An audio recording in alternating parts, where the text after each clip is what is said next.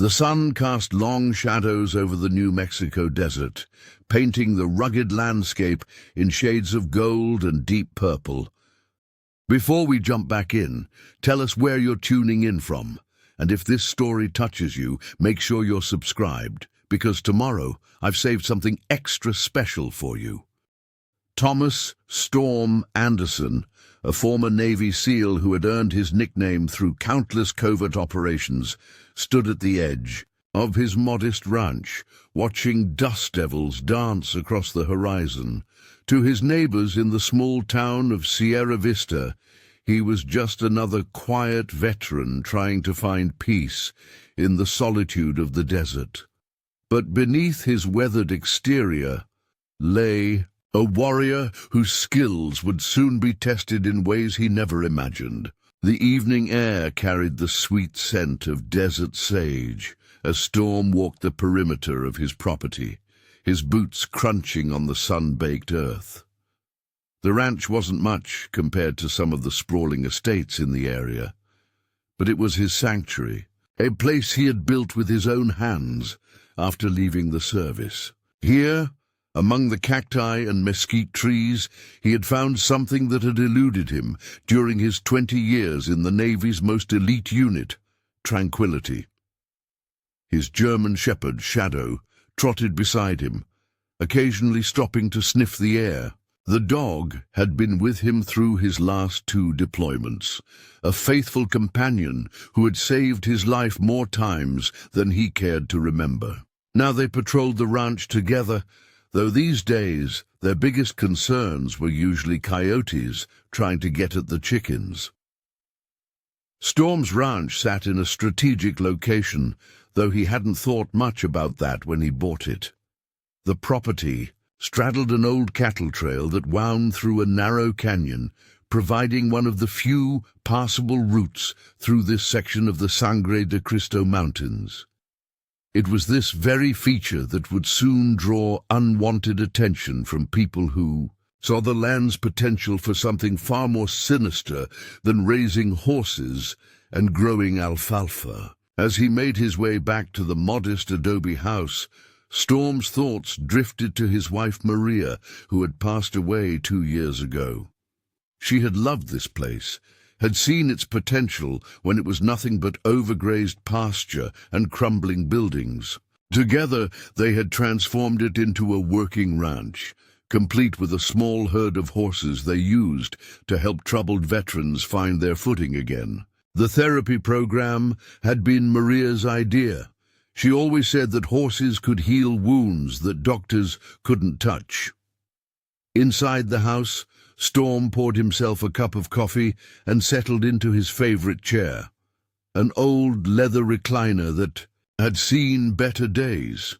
Shadow curled up at his feet, and for a moment everything felt right with the world. But there was something nagging at the back of his mind, a feeling he couldn't quite shake. Years of combat had honed his instincts to a razor's edge, and lately they had been trying to tell him something. The local news had been reporting increased cartel activity in the region. The Águilas Negras, a particularly ruthless organization, had been expanding their territory, pushing north from Mexico into New Mexico's remote regions. Storm had heard whispers at the feed store about ranches changing hands under mysterious circumstances, about families who had worked the land for generations suddenly deciding to sell and move away. He reached down to scratch Shadow behind the ears, remembering the strange vehicles he'd seen on the road lately, black SUVs with tinted windows, moving too fast for the rough desert tracks. They were watching, assessing, planning. Storm knew the signs. He'd seen them before in dozens of combat zones across the globe. The ranch's location made it an ideal staging point for moving contraband across the border. The canyon provided cover from surveillance, and the network of old ranch roads could confuse any pursuit. Storm had actually chosen the property partly because it was easily defensible. Old habits died hard, but he never thought he'd need to put those considerations to the test. As darkness settled over the desert, Storm walked to his office, a small room off the main house. Here, behind a false wall panel, he kept a reminder of his past life, a footlocker containing his old gear, weapons, and the medals he'd earned, but never displayed. He hadn't opened it since Maria's passing, but tonight something compelled him to check that everything was still in order. The weapons were clean and oiled, just as he'd left them. His tactical vest still held the extra, magazines each round meticulously maintained. The night vision goggles, encrypted radio, and other specialized equipment remained carefully packed away. Storm ran his fingers over his sealed trident, remembering the day he'd earned it. The young man who had received that pin seemed a lifetime. Away from the graying rancher he saw in the mirror these days. Later that night, as Storm sat on his porch watching the stars emerge in the crystal-clear desert sky, Shadow suddenly lifted his head, ears forward. A low growl rumbled in the dog's throat. Storm had learned long ago to trust his companion's instincts. Something was wrong. In the distance he could hear the faint sound of vehicles approaching. They were running without lights, using the darkness for cover. Storm's hand unconsciously moved to his hip, where he used to carry his sidearm. The weight of his Glock 19 was absent now, but he knew exactly where it was, in the gun safe by his bed, along with enough firepower to defend his home, if it came to that. The vehicles passed by without stopping, but Storm knew they'd be back. The cartel was likely mapping out the area, identifying potential resistance, planning their move. They wouldn't expect much trouble from an aging rancher living alone with his dog. That was their first mistake. Storm spent the next few hours making mental notes of improvements needed to the ranch's security. The fence line needed reinforcing in several places, and he'd been meaning to install better locks on the outbuildings. He'd have to accelerate those plans now. The peaceful life he'd built here was about to change, but he was ready. You could take the man out of the seals, but you couldn't take the seal out of the man. As he finally headed inside for the night, Storm paused to look out over his land one more time. The moon had risen, casting silver light across the desert landscape. This was his home, his sanctuary, and he would defend it with everything he had. The cartel was about to learn a hard lesson about underestimating their opponents. They might be ruthless, but they had never faced someone like him, a man who had spent his life preparing for impossible odds, who had been forged in the crucible of combat, and who had nothing left to lose. Shadow pressed against his leg, sensing his tension. Storm smiled grimly. "Don't worry, boy," he whispered. "We've got work to do." The peace of his retirement was about to be shattered, but in its place a familiar fire was beginning to burn. The focused determination of a warrior preparing for battle. The cartel had no idea what they were walking into, but they were about to find out. The first signs of trouble came on a Tuesday morning as Storm was working in the stables. The sound of approaching vehicles drew his attention, and he stepped out into the harsh sunlight to see 3 black SUVs kicking up dust as they made their way down his driveway. Shadow's hackles rose, a low growl rumbling in his throat. Storm placed a calming hand on the dog's head, though his own instincts were screaming warnings. The vehicles stopped in a practiced formation, 1 blocking the exit, 2 creating a protective triangle. 4 men emerged from each SUV, moving with the coordinated precision that spoke of military or law enforcement training. Storm noted their builds, their stance, the subtle bulges under their casual clothing that betrayed concealed weapons. These weren't random thugs. They were professionals. The apparent leader approached Storm directly, while his men spread out, in a loose pattern that gave them clear fields of fire. He was tall, well-dressed in an expensive suit that seemed out of place in the desert heat. His smile was practiced, predatory. "Senor Anderson," he said smoothly, extending his hand. "I am Marco Ramirez. I represent certain business interests in the region." Storm didn't take the offered hand. Instead, he continued stroking Shadow's head, keeping the dog calm but ready. "This is private property," he said evenly. "I don't recall inviting any business interest here." Ramirez's smile didn't waver, but his eyes hardened. "Ah, but we have a proposition that could benefit us both. My employers have taken an interest in your land, particularly this excellent location. We are prepared to make a very generous offer." Storm had heard about these generous offers from his neighbors. The Mendoza family 2 ranches over had sold their property for 3 times its market value last month. A week later, their house had mysteriously burned down, destroying any evidence of what had really transpired during the sale. "Not interested," Storm said flatly. "My ranch isn't for sale at any price." One of Ramirez's men shifted position, moving to get a better angle. Storm tracked the movement in his peripheral vision, noting how the others adjusted their stances in response. They were well trained, working as a unit. This wasn't their first intimidation run. "Perhaps you misunderstand," Ramirez said, his voice dropping to a more menacing tone. "This is not merely a business transaction. We are offering you protection. These are dangerous times. Accidents happen, fires start, people disappear." Storm felt a familiar calm settling over him. The same feeling he'd experienced countless times before combat operations. Time seemed to slow as his senses sharpened, taking in every detail. 3 of the men had their hands near their waistbands. Preparing and narrating this story took us a lot of time, so if you are enjoying it, subscribe to our channel. It means a lot to us. Now, back to the story. 2 more were positioning themselves near the stable entrance. The last 2 were trying to circle behind him.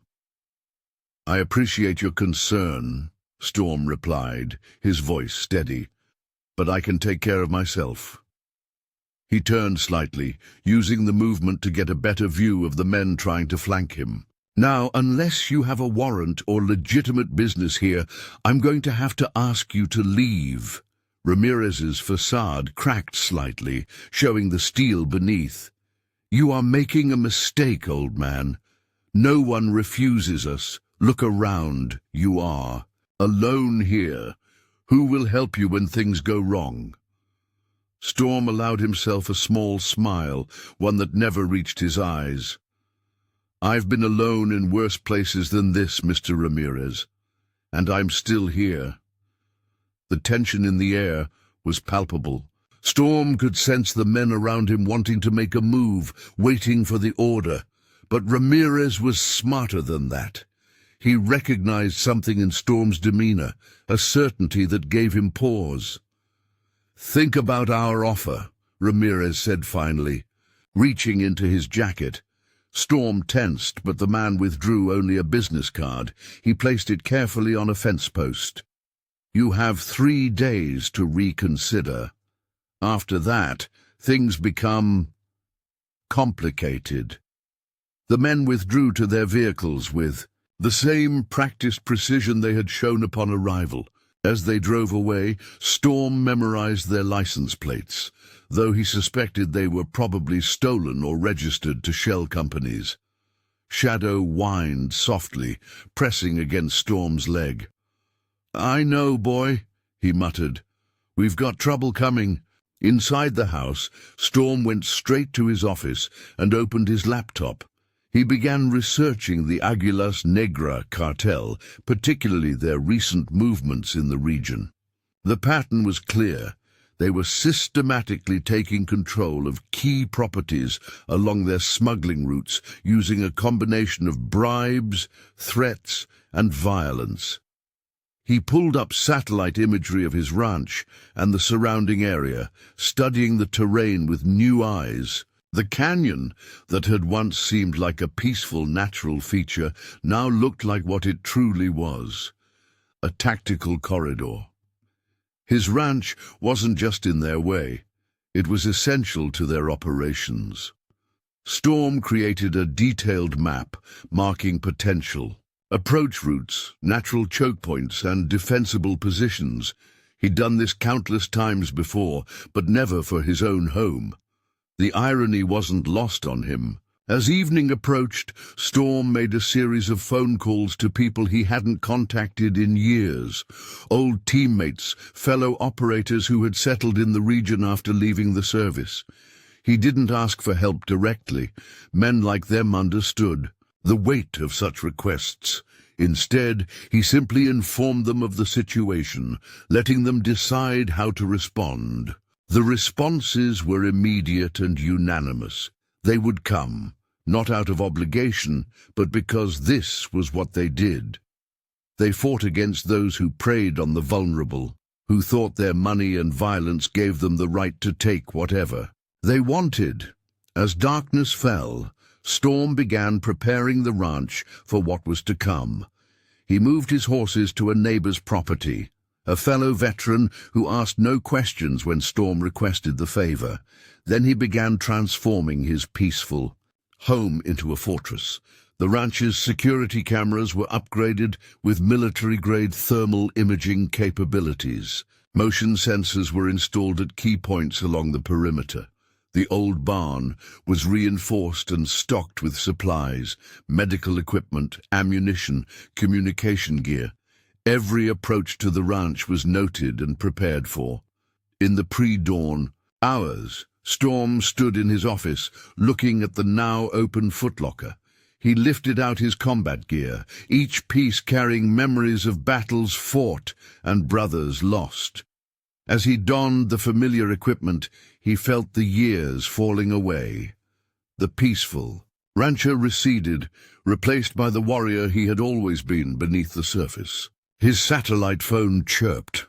The first of his old team checking in. They were on their way. The cartel had made a serious miscalculation. They saw an aging rancher living alone, an easy target for their expansion. Instead, they had stumbled into a hornet's nest of America's most elite warriors. Storm walked onto his porch, watching the sun rise over the desert. Shadow sat alert beside him, both of them scanning the horizon for any sign of movement. The peaceful life he had built. It was about to be shattered, but he felt no regret. This was what he had trained for, what he had lived for. The cartel was about to learn that some men can't be bought, can't be intimidated, and can't be broken. They had given him 3 days to reconsider their offer. He would use that time to prepare a response they would never forget. The warrior was awake now, and there would be no more peaceful mornings until this was finished. The deadline approached with the inevitability of an incoming storm. On the morning of the 3rd day, Storm watched through high-powered binoculars as 3 black SUVs wound their way up the dusty road toward his ranch. Behind them came 2 larger vehicles, armored trucks that hadn't been present during their first visit. Ramirez wasn't taking any chances this time. Storm remained motionless on his porch, Shadow at his feet. He had positioned himself carefully, wanting to project an image of casual unconcern. His tactical vest and weapons were out of sight but within reach. The morning sun cast long shadows across the yard, perfectly highlighting the approaching vehicle's movements. "Right on schedule," Storm muttered to Shadow, who gave a soft growl in response. The dog's acute senses had already picked up the tension in the air. This wasn't going to be a peaceful negotiation, and they both knew it. The vehicles pulled up in a defensive formation, more sophisticated than their previous visit. Storm counted 15 men this time, all armed with military-grade weapons they weren't bothering to conceal anymore. They moved with practiced precision, establishing a perimeter, while Ramirez emerged from the lead vehicle. "Good morning, Senor Anderson," Ramirez called out, his voice carrying across the yard. "I trust you've had time to consider our generous offer?" He was wearing another expensive suit, but this time Storm noticed the bulletproof vest underneath. The cartel leader's confident smile didn't reach his eyes. Storm took a slow sip from his coffee mug before responding. "I have," he said calmly. "The answer's still no." Ramirez's smile vanished. He gestured to one of his men, who brought forward a leather briefcase. "Perhaps this will change your mind." The case was opened to reveal stacks of $100 bills. $2 million. Cash, far more than this worthless piece of desert is worth. Take it and walk away. This is your last chance. Storm set his coffee mug down carefully on the porch railing. "You know," he said conversationally, "in my experience, when someone calls something worthless but offers millions for it, they're usually lying about one or both." He stepped down from the porch, Shadow moving with him. "So why don't you tell me what this is really about?" Ramirez's expression hardened. "You're either very brave or very stupid, old man. Do you see these men? They're not here for decoration. No one will question what happens here today. No one will even look for you." "You're right about one thing," Storm said, his voice taking on an edge that made several of the cartel members shift uneasily. "No one will question what happens here today." At that moment, red dots from laser sights began appearing on the chests of Ramirez's men. They came from multiple directions: the barn, the water tower, the rocky outcropping behind the house. The cartel members' practiced composure cracked as they realized they were surrounded. "What is this?" Ramirez demanded, his hand moving toward his concealed weapon. "Insurance," Storm replied coldly. "Did you really think I was alone out here?" Or from their hidden positions, Storm's old teammates had perfect firing solutions on every cartel member. Mike "Ghost" Reynolds, his former spotter, was positioned in the barn's hayloft with a .300 Winchester Magnum. Sarah "Phoenix" Martinez, their demolitions expert, had set up in the rocks with clear lines of sight to the vehicles. Jack "Ice" Cooper covered the eastern approach from the water tower. The cartel members began looking around frantically, trying to spot their hidden opponents. Their training was good, but they were used to intimidating civilians, not facing professional operators. "Last chance," Storm said quietly. "Take your money and leave. Don't come back." Ramirez's face contorted with rage. "You think this changes anything? You think your little ambush scares us? We own this territory. We'll come back with 50 men, 100. We'll burn everything you have to the ground." Storm shook his head slowly. "No, you won't. Because if you leave here alive today, you're going to deliver a message to your bosses. This land is off limits. Try to take it, and what happens next will make this look like a friendly conversation." For a long moment, nobody moved. The tension in the air was thick enough to cut with a knife. Storm could see the calculations running behind Ramirez's eyes, weighing the odds, considering the consequences of either choice. Finally, Ramirez spoke through clenched teeth. "Take the money. Walk away. Or we'll see how well your friends can shoot when we start throwing lead in every direction."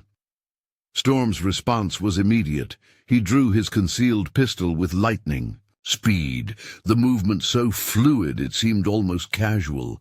Before anyone could react, the barrel was pressed against Ramirez's forehead. "Let me be clear," Storm said, his voice deadly quiet. "The only reason you're still breathing is because I'm giving you a chance to be smart. Test me, and you'll find out exactly what I'm capable of."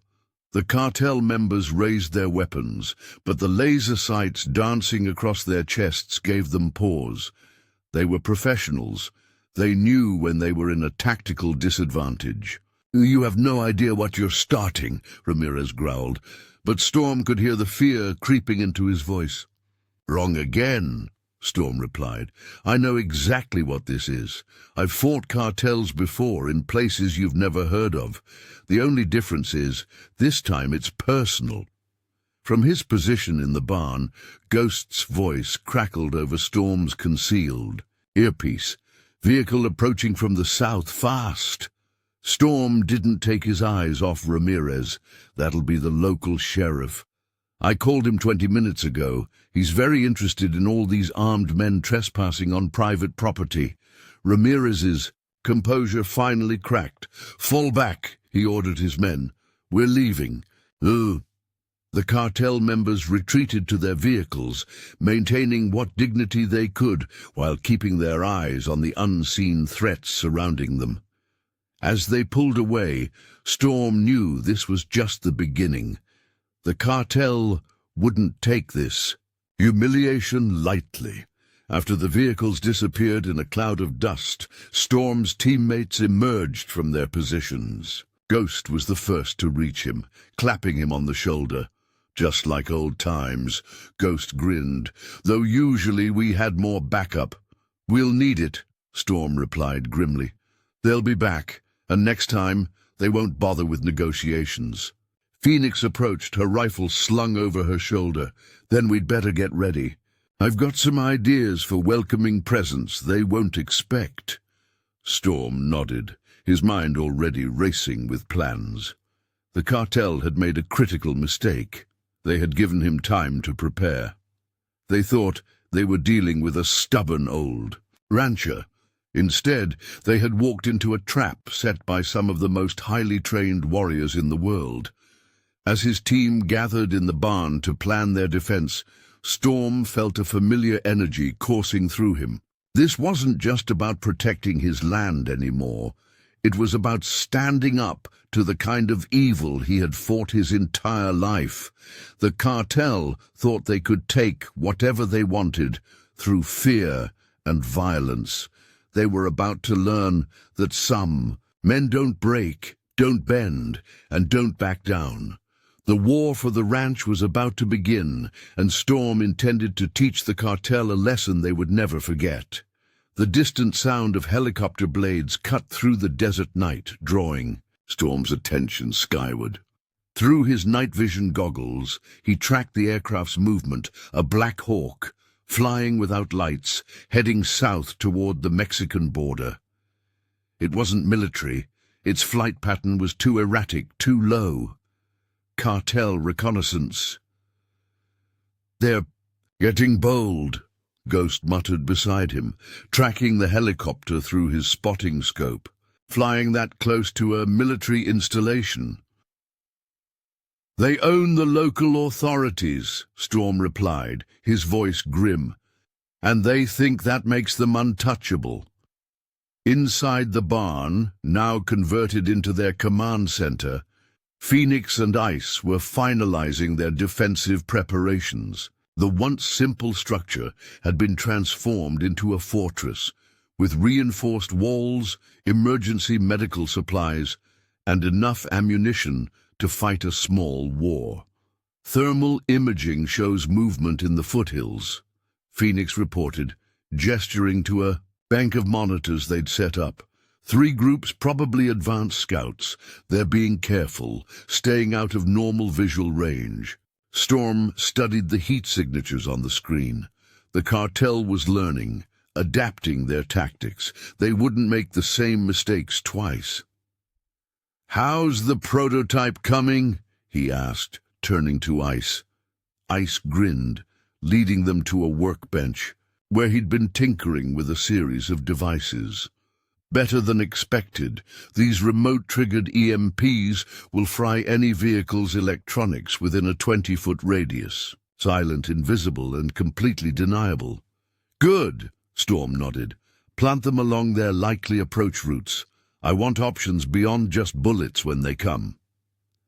The team had spent the last 24 hours transforming the ranch into a maze of defensive positions and technological traps. Every approach was covered, every advantage leveraged. But Storm knew better than to rely solely on technology. He'd fought enough battles to know that plans rarely survived first contact with the enemy. "Ghost, what's your read on their numbers?" Storm asked, moving to the tactical map they'd spread across a table. "Based on vehicle movements and thermal signatures, I'd estimate at least 50 combatants," Ghost replied, marking positions on the map. "They're bringing in heavy weapons too, 50 cals, maybe even some RPGs. They're not messing around this time." Storm absorbed this information silently. The odds were staggering, but he'd faced worse. During his last deployment, his team had held off over 200 insurgents with just 6 operators. The difference was, this time they were fighting on his home turf. "They'll come at night," Phoenix added, her voice filled with quiet certainty. "Probably use the helicopter for coordination and spotting. They think their night vision gear gives them an advantage."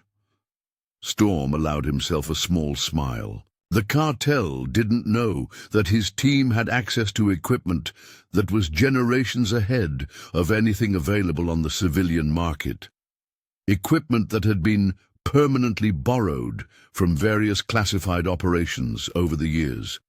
"What about our ace in the hole?" Ice asked, glancing toward a locked storage room.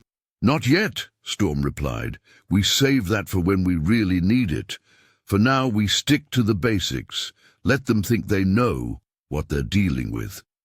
The basics, in this case, included a network of underground tunnels Storm had built when he first bought the ranch. The Cartel's thermal imaging wouldn't detect them, and they provided multiple escape routes and flanking positions. It was the kind of preparation that had once earned Storm the nickname Paranoid among his SEAL teammates, until those same preparations had saved their lives multiple times. Shadow suddenly lifted his head, ears perked. Moments later, their perimeter sensors picked up movement at the edge of the property. Storm moved to the monitors, watching as several heat signatures appeared and disappeared among the rocks. "They're probing our defenses," Ghost observed, "testing our response times." "Let them look," Storm said. "They won't find half of what we've got prepared, and what they do find will make them nervous." The team had deliberately left certain defenses visible. Hardened firing positions, reinforced walls, obvious camera systems. It was all carefully calculated to make the Cartel cautious, to make them second-guess their intelligence. "Remember," Storm addressed his team, "these aren't ordinary criminals. They've got military training, modern equipment, and nothing to lose. But they've got one critical weakness. They think fear is their greatest weapon." Phoenix nodded, understanding immediately. "And we're not afraid." "Exactly," Storm confirmed. "We've all faced death before, looked it in the eye, and walked away. That's something they can't understand. It's why they'll lose." The team spent the next hours fine-tuning their preparations. Ice set up his electronic countermeasures, carefully concealing the EMP devices along likely vehicle routes. Phoenix rigged a series of chemical deterrents, not lethal, but highly effective at disrupting coordinated movements. Ghost established multiple sniper positions, each one carefully plotted for maximum coverage with minimal exposure. He'd always been the best long-range shooter in their unit, capable of making shots that seemed to defy physics. Storm walked the perimeter one, last time Shadow at his side. The dog's presence was more than just companionship. His acute senses had saved Storm's life more than once, and would likely do so again before this was over. As dawn approached, Storm gathered his team for a final briefing. The first rays of sunlight were just beginning to paint the desert sky in shades of purple and gold. "They'll come tonight," he said, his voice steady and confident. "They'll think their numbers give them the advantage. They'll think their technology makes them superior. They'll think their ruthlessness makes them strong." He looked each team member in the eye, seeing the same determination reflected back. "But we know better. We've fought in places they can't imagine, against odds they can't comprehend. We've held the line when holding seemed impossible, and we've won because we fight for something bigger than ourselves." The team nodded, no further words necessary. They had all been through hell. Together had all seen the worst humanity had to offer.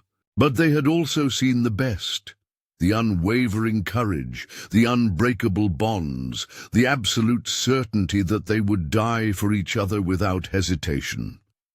"Get some rest," Storm ordered. "Tonight, we remind the Cartel that there are still men in this world they can't buy, can't intimidate, and can't defeat." As his team dispersed to their positions, Storm remained in the barn, studying the tactical displays. The Cartel thought they were preparing to take a ranch from an old man. Instead, they were walking into a trap set by some of the most experienced warriors alive. The coming battle would be unlike anything the Cartel had faced before.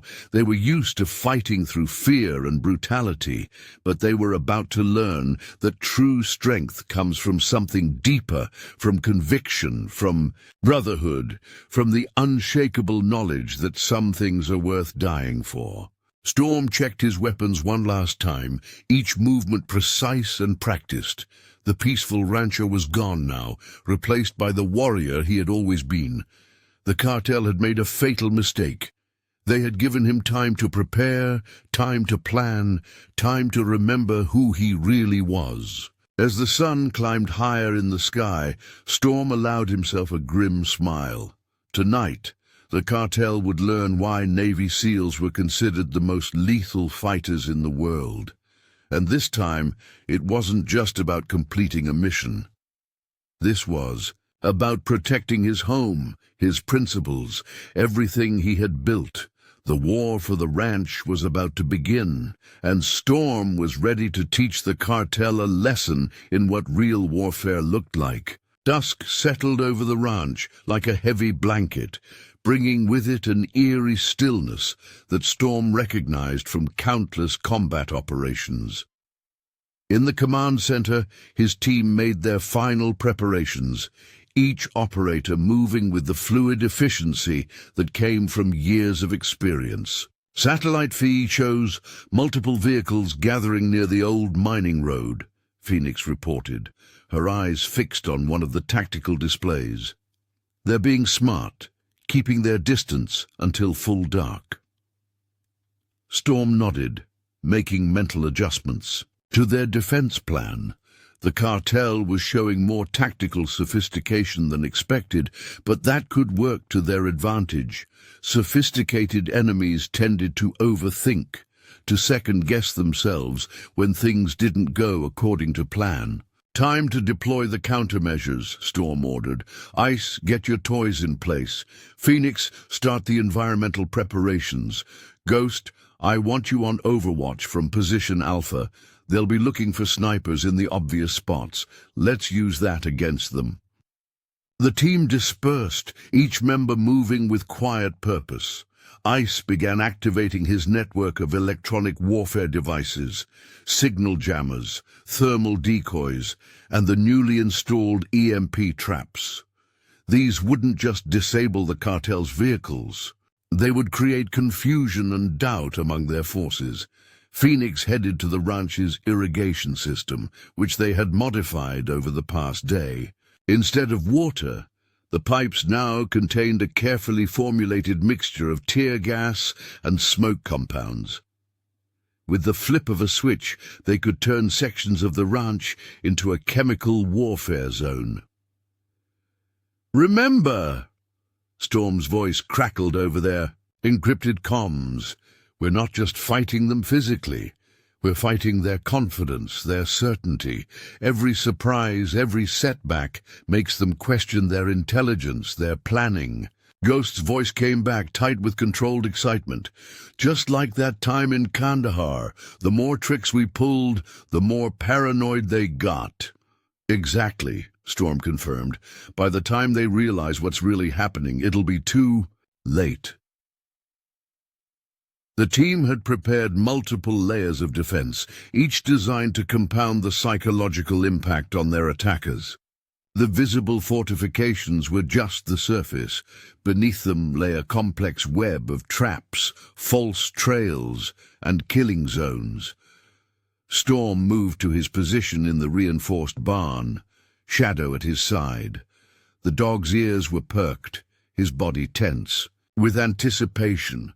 Through his thermal optics, Storm could see the first heat signatures approaching from the south, advanced scouts moving carefully through the underbrush. "Contact," he whispered into his comm. "Three-man team, southern, approach. Let them through the first line." The scouts moved with professional precision, checking for tripwires and basic traps. They found exactly what they were expected to find: obvious defensive preparations that any civilian could have installed. What they missed were the real threats: pressure plates disguised as natural rock formations, motion sensors hidden in desert scrub, and carefully concealed firing positions. "They're calling it in," Ghost reported from his elevated position. "Main force is starting to move. I count 12 vehicles spread out in a tactical formation. These guys have military training." Storm wasn't surprised. The cartels often recruited from special forces units, offering better pay for fewer rules. But that worked to his team's advantage. Military-trained opponents would look for military-style defenses. They wouldn't expect the unconventional tactics Storm had planned. "ICE. Status on the EMP network?" "Armed and ready," ICE replied. "First wave is set to trigger when they hit the ranch road. Second wave is manual detonation, my command." The cartel forces were moving faster now, confident after their scout's initial report. The first vehicles entered the ranch's outer perimeter, their headlights cutting through the darkness. Storm watched through his tactical display as they approached the first trap zone. 3, 2, 1. The lead vehicle suddenly died, its electronics fried by ICE's EMP device. The convoy behind it tried to swerve, but more EMPs triggered in sequence, creating a chain of disabled vehicles. Confusion erupted as armed men poured from their useless trucks, shouting in Spanish and English. "Phase 1 complete," ICE reported, with satisfaction. "They're going to have to proceed on foot." That was exactly what Storm wanted. Vehicles provided mobility and protection. On foot, the cartel forces would be vulnerable to the ranch's real defenses. Already, he could see them forming into fire teams, trying to maintain unit cohesion as they advanced. "Phoenix, initiate environmental controls in Sector 3. Seconds later, the modified irrigation systems activated, releasing clouds of tear gas and smoke into the cartel's path. Their neat formations dissolved as men stumbled and coughed, their night vision goggles worse than useless in the chemical haze. "Ghost, you have targets of opportunity. Engage at will." The crack of Ghost's rifle echoed across the ranch. One cartel shooter fell, then another. The shots seemed to come from impossible angles, creating the impression of multiple snipers. The cartel forces dove for cover, but Ghost had already changed positions, using the network of hidden pathways to strike from a new direction. Storm watched the chaos unfold with clinical detachment. The cartel's numerical advantage was being systematically neutralized. Their communication was disrupted, their vehicles disabled, their movements restricted to predetermined killing zones. But he knew better than to get overconfident. The real test was yet to come. "Movement from the east," Phoenix called out. "They are trying to flank through the canyon." This was expected. Storm had deliberately left the eastern approach seemingly less defended, inviting exactly this kind of maneuver. What the cartel didn't know was that the canyon was now a carefully engineered death trap. "Execute canyon protocol," Storm ordered. The team had spent hours preparing the canyon, rigging it with a sophisticated network of booby traps and remote-controlled weapons. As the cartel forces moved deeper into the narrow passage, they triggered the first line of defenses. Flashbangs and smoke grenades detonated in sequence, creating a disorienting corridor of noise and confusion. Panic began to spread through the cartel ranks. Their careful planning was falling apart, their superior numbers rendered meaningless by the ranch's defenses. Some men began to retreat, only to find their escape routes covered by pre-sighted machine gun positions. "They're breaking," Ghost reported. "Eastern group is falling back, main forces scattered, no unit cohesion."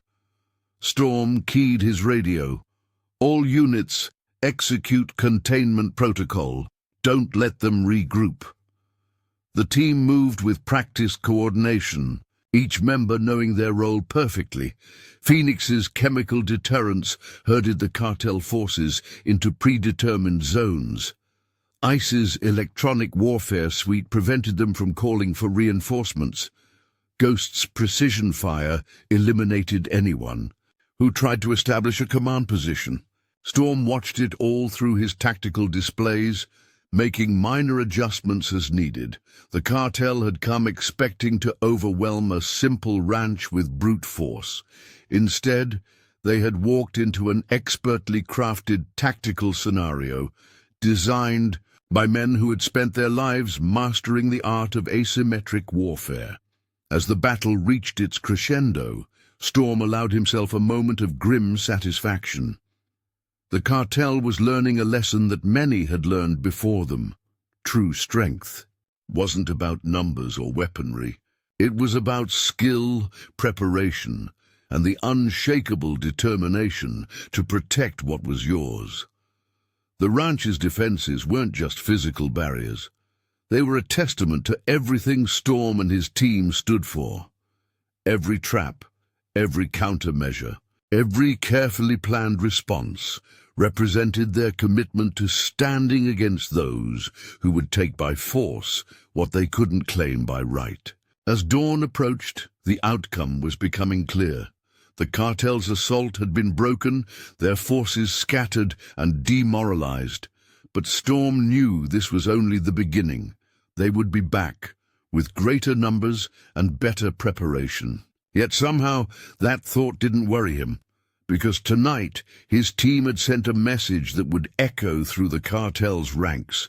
They had shown that some men couldn't be bought, couldn't be broken, and couldn't be defeated.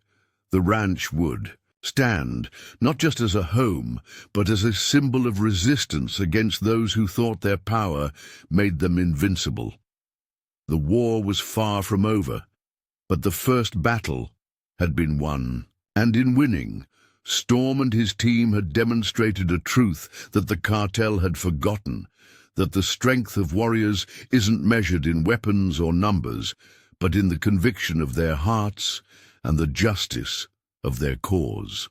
The morning after the first battle brought an eerie calm to the ranch. Storm stood on his porch, surveying the aftermath through tactical binoculars. The disabled vehicles remained where they had died, silent monuments to the previous night's conflict. Shadow patrolled beside him, occasionally growling at lingering sense of intruders. "Thermal sweep shows clean," Ghost reported, emerging from the barn. They pulled back to their staging area near the border, lost about 20 men, maybe more. He paused, cleaning his rifle with practiced movements. "They won't stay quiet for long." Storm nodded, his eyes fixed on the horizon. "They'll call in their elite teams next, the ones they save for special problems." His voice carried the weight of experience. "We need to be ready for something different." Inside the command center, Phoenix was analyzing data from their surveillance network. Multiple screens showed different angles of the property, each monitored by sophisticated AI systems that could detect the slightest anomaly. But it was what she found on the cartel's intercepted communications that caught Storm's attention. "They're bringing in someone new," Phoenix announced, turning one of the screens toward Storm. "Codename El Cazador, the Hunter, former Mexican Special Forces commander, turned mercenary. He specializes in high-value target elimination." Ice whistled low. "I've heard of him. He led the assault on the Ciudad Juarez police headquarters last year, left no survivors." "Good," Storm said, surprising his team. "That means he's predictable. Special Forces commanders follow patterns, especially the ones who go rogue. They rely too heavily on their training." The team gathered around the tactical table as Storm laid out his new strategy. This wouldn't be like the first battle. They couldn't rely on the same tricks twice. El Cazador would be expecting the technological warfare, the trapped approaches, the coordinated defense. "We're going old school," Storm announced. "Strip everything back to basics. No electronics, no fancy gear, just skill, instinct, and terrain advantage." Phoenix raised an eyebrow. "You want us to go primitive against their best tech?" "Exactly." Storm's eyes gleamed with tactical insight. "They'll come in expecting a repeat of last night. Jammers, EMPs, thermal decoys. Instead, we'll give them something their senses can't process. Nothing." The plan was audacious in its simplicity. They would shut down all their electronic defenses, create the impression of a depleted, vulnerable target. But beneath this apparent weakness, they would lay a much more deadly trap. Over the next hours, the team transformed the ranch using techniques that predated modern warfare. Storm drew from his extensive knowledge of indigenous tracking methods, guerrilla warfare, and ancient military strategies. They dug fighting holes concealed by native vegetation, established killing zones masked by natural features, and created escape routes that would appear as normal animal trails to even the most sophisticated surveillance. "Remember the tribal fighters in Afghanistan?" Storm asked as they worked. "How they could move invisibly through their own terrain, despite our thermal imaging and satellite coverage. That's what we're becoming, ghosts in our own land."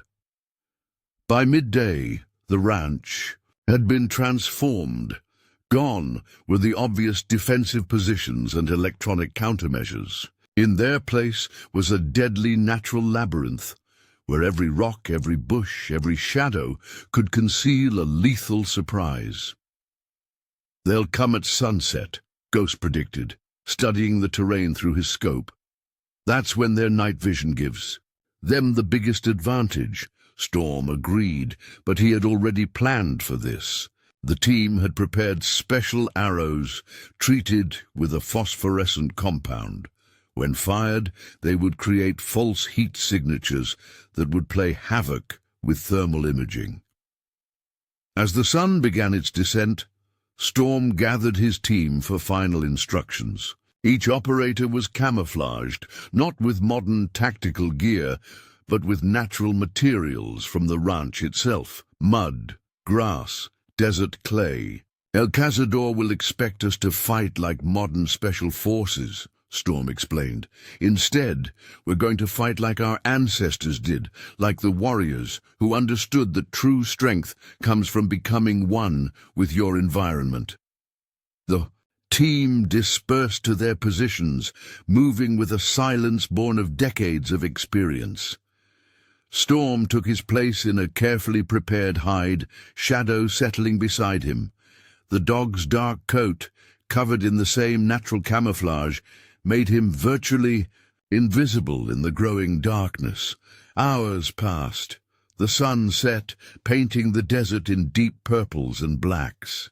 Through his passive night vision device, the only piece of modern technology they kept operational, Storm watched as the first of El Cazador's teams approached the ranch. They came in silent, professional teams of 4, each operator equipped with the latest military hardware. Their movement was precise, their coordination perfect, but Storm could see the fatal flaw in their approach. They were fighting the last battle, expecting the same enemy they had faced before. The first team moved past Storm's position, there. Thermal imaging showing nothing but normal heat signatures from rocks cooling in the evening air. They never saw the shadow that detached itself from a nearby boulder, never heard the whisper of a carbon fiber bough. The phosphorescent arrows created dozens of false heat signatures, scattering across the landscape like ghostly warriors. El Cazador's men froze, their thermal imaging suddenly worse than useless as it showed threats in every direction. "Divide and conquer," Storm whispered into his primitive bone conduction microphone, another piece of indigenous inspiration. His team responded with practiced efficiency, emerging from their natural hides to engage the confused enemy. Phoenix struck first, using ancient pressure point techniques to silently neutralize 2 operators before they could raise an alarm.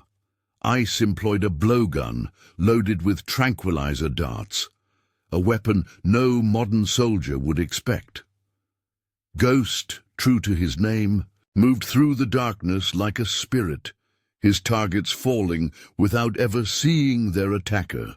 El Cazador's voice crackled over the cartel's comm frequency, barking orders in Spanish and English, trying to regain control of the situation. But his modern command and control structure was useless against an enemy that fought like shadows. Storm moved through the battlefield like a ghost, Shadow at his side. Together, they were death incarnate, striking without warning and vanishing before retaliation could come. Every movement was calculated, every attack precise. The cartel's elite teams began to break down, their sophisticated tactics useless against an enemy that refused to fight by modern rules. Their thermal imaging showed threats everywhere and nowhere, their motion sensors triggered by phantom movements, their coordinated attacks scattered by an invisible force that seemed to anticipate their every move. As the battle reached its peak, Storm found himself face to face with El Cazador himself.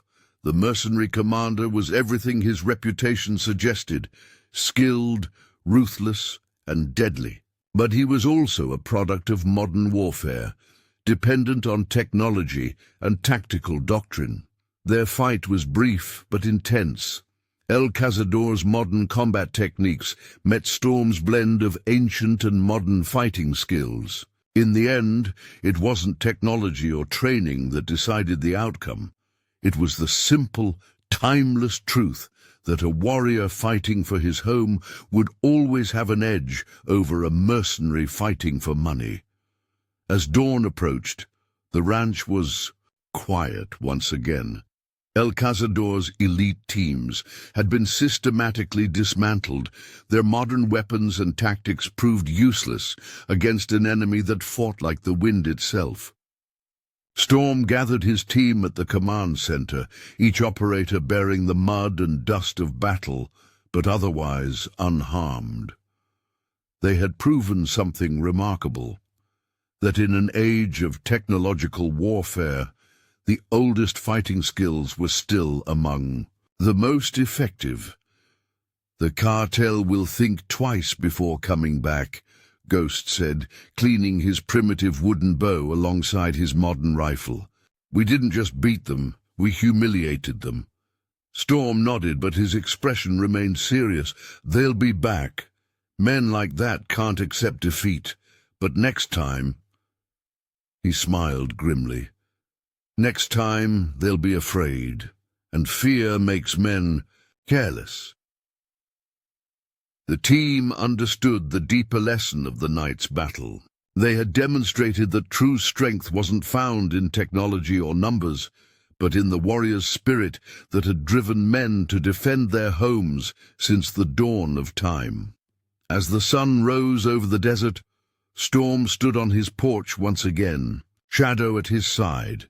The ranch was still his, defended not just by modern weapons and tactics, but by the timeless skills of warriors who understood that the strongest fighter was the one who became one with his battlefield.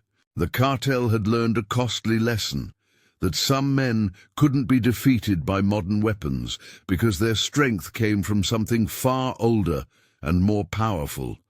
The unshakable determination to protect what was theirs by any means necessary. The sound of rotor blades slicing through the dawn air drew Storm's attention skyward. 3 military-grade helicopters approached from the south, their matte black paint absorbing the early morning light.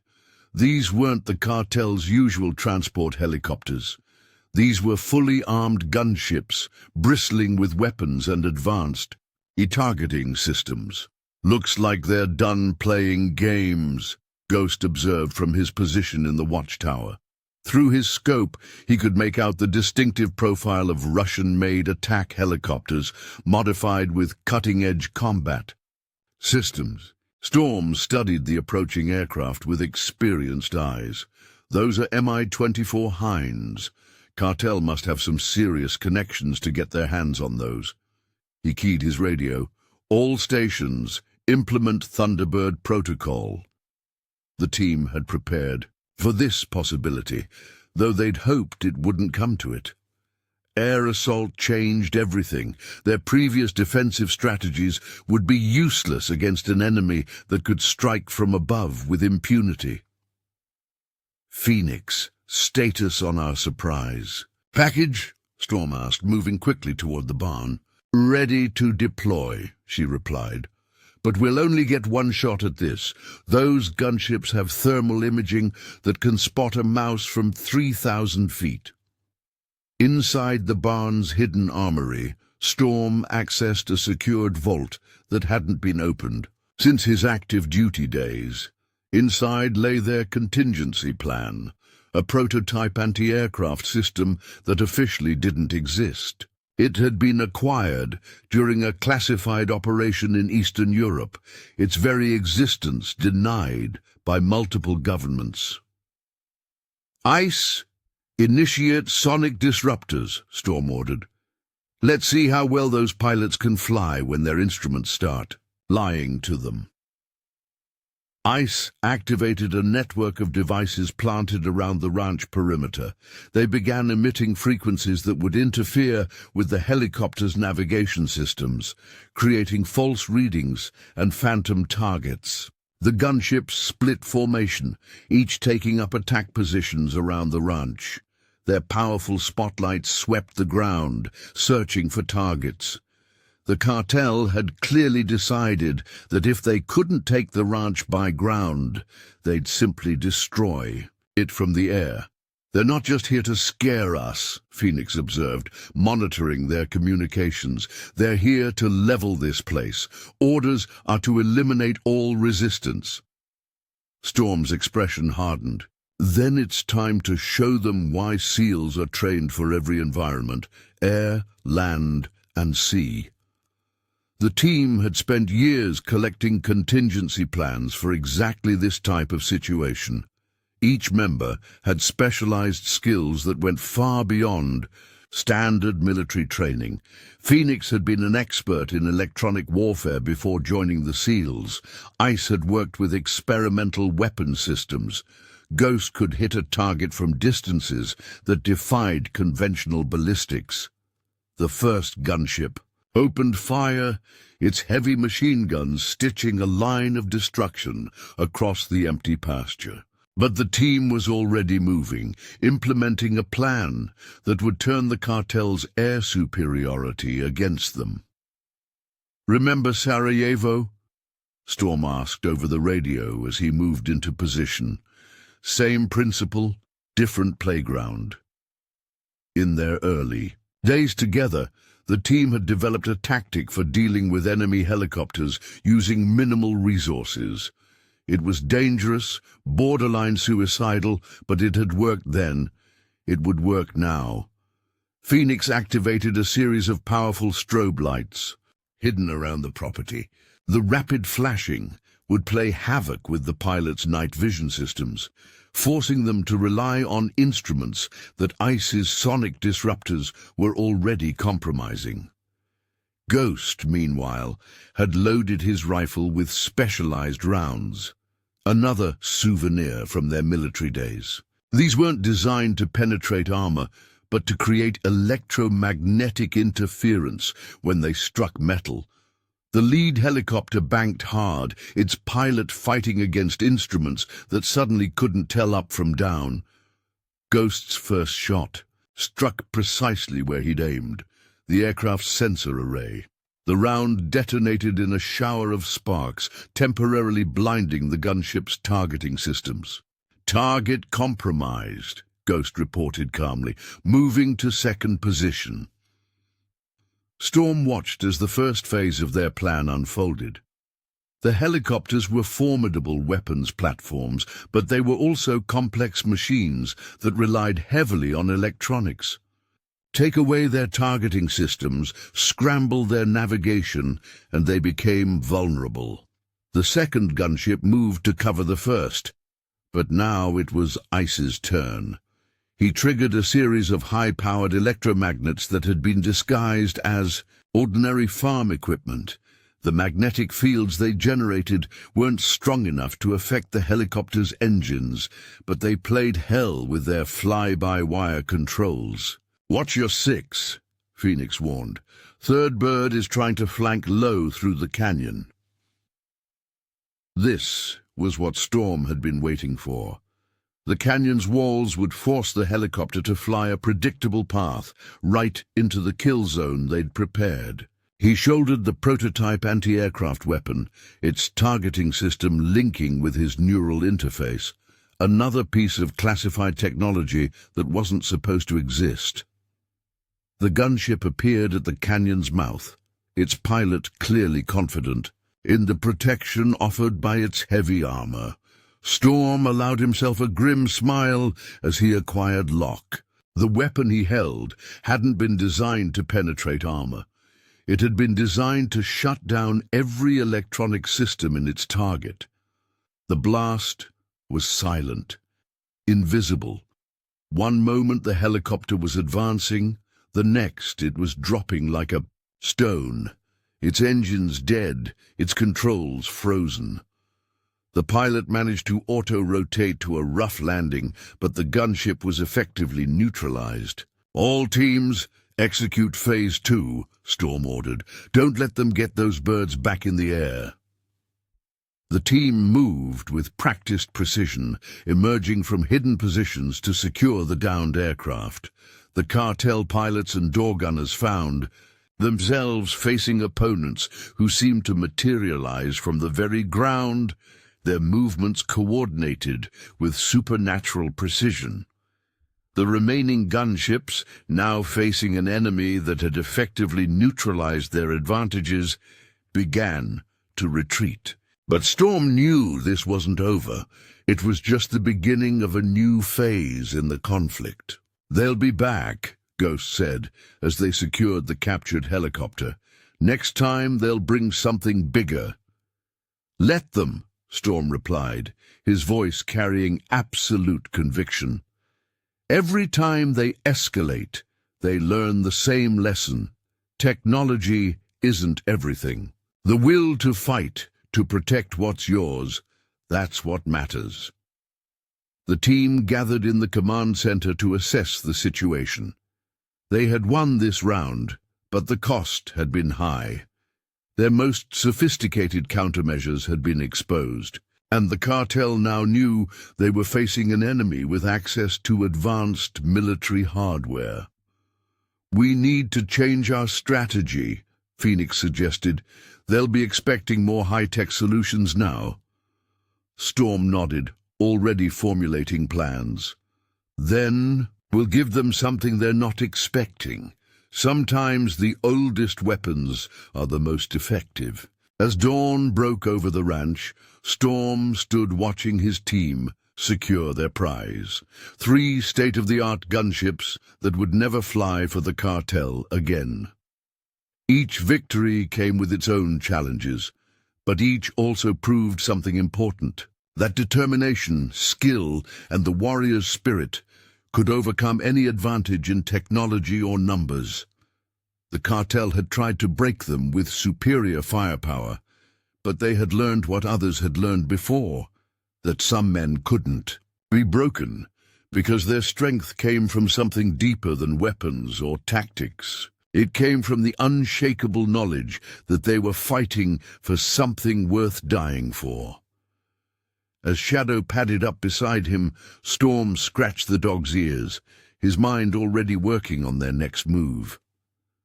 The cartel would escalate again, but that was fine.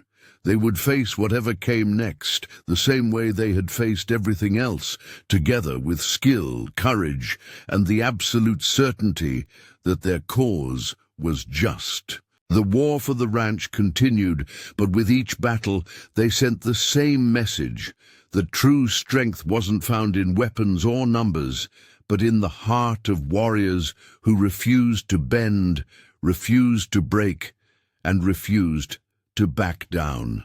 A week after the helicopter battle, Storm received intelligence that changed everything. The cartel wasn't just sending more forces, they were bringing in Victor El Demonio Ramirez, their most ruthless enforcer. Unlike their previous opponents, El Demonio was known for targeting families, friends, and anyone connected to his enemies. "He's different from the others," Phoenix warned, showing Storm the intelligence file. "No military background, no formal training. He's pure savage, learned everything he knows from cartel warfare. That makes him unpredictable." Storm studied the file with growing concern. El Demonio had earned his nickname through acts of brutality that would make even hardened warriors sick. But what worried Storm most was the enforcer's pattern of attacking soft targets to break his enemy's will to fight. "He's already moving," Ghost reported from his observation post. "Local contacts say he's gathering intel on everyone we've ever talked to in town. Shop owners, neighbors, even the kid who delivers our mail." Storm's jaw tightened. This was the scenario he'd feared most. Not a direct confrontation, but a shadow war that put innocents at risk. The team could defend themselves, but they couldn't protect everyone in the community. "We're not waiting for him to strike first," Storm decided, his voice carrying the weight of command. "We're taking this fight to him." The team gathered in the command center, where Storm laid out his plan. It was audacious, even by their standards. A preemptive strike at the heart of El Demonio's operation. "We've been reactive too long," Storm explained, marking targets on their tactical map. "They hit, we defend. They escalate, we adapt. That ends now. We're going to show them what happens when SEALs take the offensive." The plan was complex, but elegant. Instead of fortifying the ranch against attack, they would strike at multiple cartel locations simultaneously. El Demonio had spread his forces thin, trying to gather intelligence and prepare for his psychological warfare campaign. That made him vulnerable. "Phoenix, you'll hit their communications hub here." Storm indicated a seemingly abandoned warehouse near the border. "Without their network, they can't coordinate their terror campaign." "Ice, you're taking out their vehicle." "Depot," he continued, pointing to another location. "Ghost, you'll eliminate their surveillance teams. I want them blind and immobile within the first 5 minutes." Storm's own target was the most dangerous, El Demonio's command center, hidden in plain sight as a luxury resort. The enforcer had surrounded himself with dozens of guards, confident in his security. "What about Shadow?" Phoenix asked, nodding toward the dog who hadn't left Storm's side. "He's coming with me," Storm replied. "El Demonio thinks he's untouchable because he hurts innocent people. Shadow and I are going to teach him the difference between terror and true warfare." The team spent the next 24 hours preparing. This wouldn't be a defensive battle fought with high-tech gear and elaborate traps. This would be a pure, special operations mission, the kind they had conducted countless times during their military service. As night fell, they moved out. Each operator carried only essential equipment, relying more on skill and stealth than firepower. They had learned that the most effective warriors didn't need massive arsenals. They needed precision, timing, and the absolute conviction that their cause was just. Phoenix struck first, infiltrating the communications hub through an underground maintenance tunnel. She moved like a ghost, placing specialized charges at key points in the facility. When they detonated, they didn't explode. They released a corrosive gas that destroyed all electronic equipment without harming personnel. Ice hit the vehicle depot next, using his knowledge of mechanics to sabotage the cartel's fleet. Each vehicle was disabled in a different way, making repairs nearly impossible. Some would start but die after a mile. Others wouldn't start at all. A few would appear perfectly fine until their electronics failed at high speed. Ghost's mission was perhaps the most challenging, eliminating El Demonio's surveillance teams without alerting them to the operation. He moved through the night, like his namesake, using a combination of non-lethal techniques and precision shots to neutralize. Each team, Storm and Shadow, approached their target from an unexpected direction through the resort's main entrance. Storm wore an expensive suit, playing the role of a wealthy guest. Shadow, groomed and wearing a service dog vest, padded beside him. The disguise was perfect because it was based on truth. Storm had lived this role during countless undercover operations. He knew how to move, how to speak, how to project an aura of wealth and privilege that made security guards look the other way. They made it through 3 layers of security before the first guard grew suspicious. By then, it was too late. Storm's hand-to-hand skills had been honed through decades of combat, and Shadow was no ordinary dog. He was a veteran of multiple special operations missions. Together, they moved through the resort's corridors, eliminating resistance with surgical precision. Storm used every trick he had learned in his long career, from improvised weapons to psychological warfare. Each guard they encountered faced something different, creating the impression of multiple attackers. When they finally reached El Demonio's suite, the enforcer was already trying to escape. He had heard the commotion, had seen his security cameras go dark one by one, but he had never faced anyone like Storm. The fight was brief but intense. El Demonio was strong, brutal, and completely without mercy. But Storm had spent his life fighting men like him. Men who confused cruelty with strength, who thought, Terrorizing the weak made them powerful. Storm didn't kill him. Death would have been too easy, too quick. Instead, he left El Demonio alive but broken, with a message carved into his memory. There were lines you didn't cross, people you didn't threaten, and consequences that no amount of cartel power could prevent. The team regrouped at their predetermined rally point, each bringing confirmation of their mission's success. In less than an hour, they had systematically dismantled El Demonio's entire operation. They'll think twice before targeting civilians. Now, Phoenix said as they headed back to the ranch. Storm nodded, but his expression remained serious. They'll think twice before targeting anyone. We didn't just hurt their operation. We shattered their myth of invincibility. The message they had sent was clear. The cartel could bring in all the enforcers they wanted, escalate to any level of violence, but they would never break the will of warriors who fought not for money or power, but for justice and the protection of the innocent. As dawn approached, Storm stood on his porch, Shadow at his side. The ranch was quiet, peaceful, but he knew this peace had been bought at a price. They had crossed a line tonight, taking the offensive instead of merely defending. But sometimes that's what justice required, not just standing your ground, but actively confronting evil.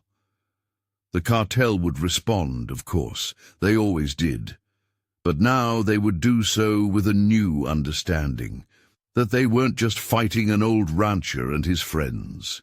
They were facing men who had spent their lives preparing for exactly this kind of battle, warriors who understood that true strength wasn't found in brutality or terror, but in the courage to stand against it. The war for the ranch had entered a new phase, but Storm and his team were ready. They had shown that they could defend their home against any attack, adapt to any strategy, and overcome any advantage their enemies might possess. More importantly, they had demonstrated something that the cartel had forgotten, that there were still men in this world who couldn't be bought, couldn't be intimidated, and couldn't be defeated. Men who would fight not just for themselves, but for everyone who couldn't fight back. The sun rose over the desert, painting the sky in shades of gold and crimson. Another day was beginning, bringing with it new challenges and new battles. But Storm wasn't worried. He had his team, his skills, and most importantly, his unwavering conviction that what they were doing was right.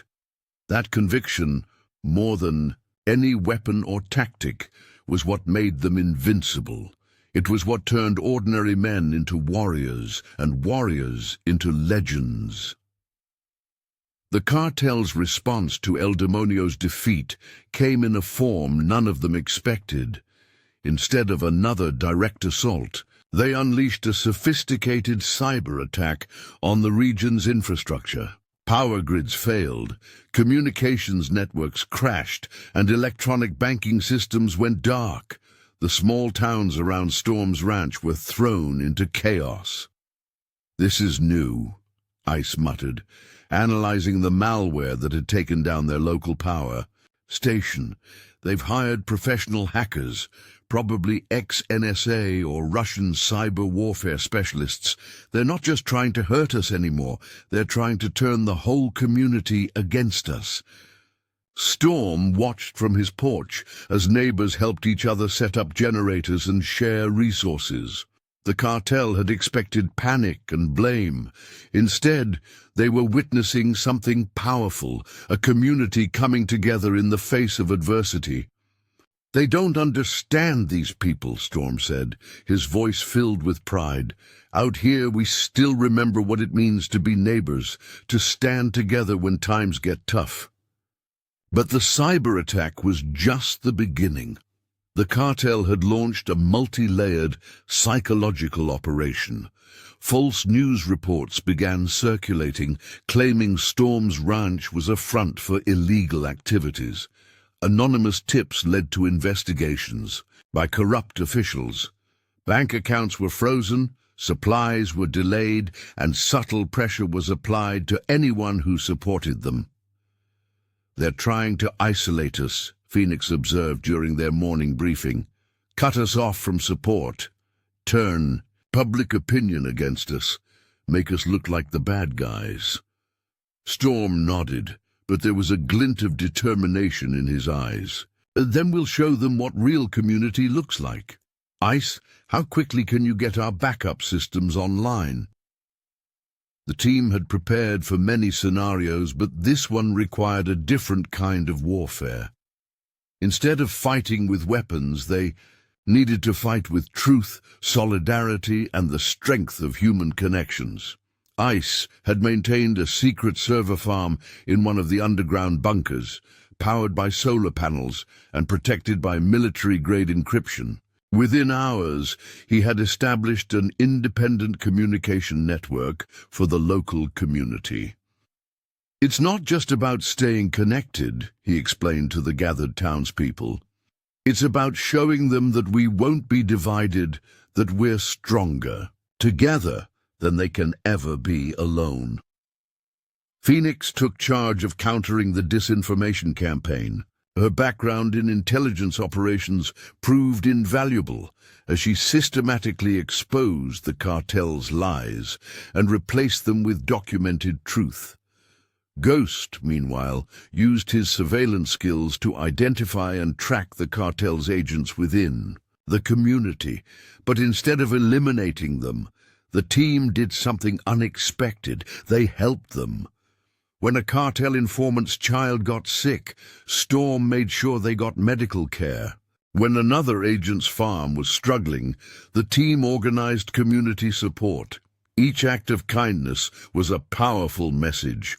We know who you are, and we choose to help anyway. Kindness, Storm explained to his team, can be more powerful than any weapon. It shows strength that our enemies can't understand.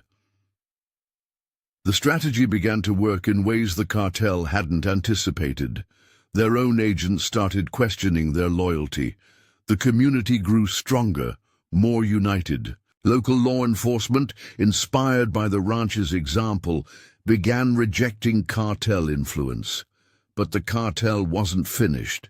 They launched their next attack through the media, releasing doctored videos that seemed to show Storm and his team engaging in criminal activities. The evidence was sophisticated, nearly impossible to disprove. "They're trying to force a confrontation with legitimate authorities," Ghost warned, watching news helicopters circle the ranch. "If we fight back, we prove their lies. If we surrender, they win."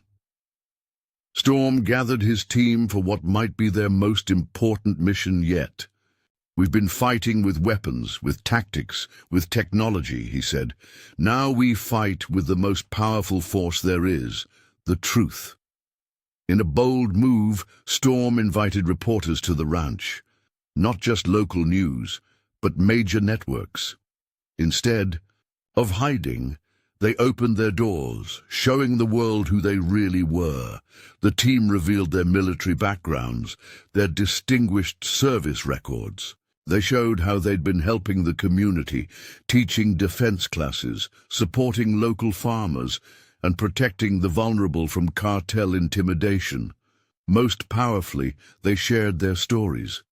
Storm talked about his wife Maria, about building the ranch as a place of healing for veterans. Phoenix spoke about growing up in a cartel-controlled town and choosing to fight back.